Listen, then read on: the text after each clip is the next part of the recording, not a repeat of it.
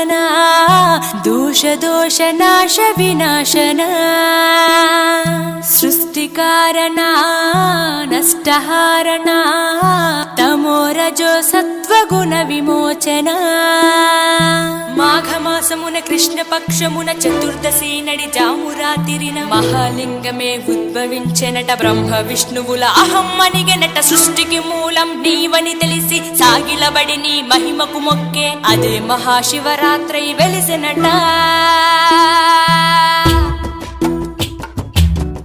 అరే ఓ జంగమా విభూది లింగమా పక్కన పార్వతమ్మ తలపై గంగమ్మ అరే ఓ జంగమా మెడలో సర్పమా బూడిద దేహమా సిగలో సందమమా సృష్టిని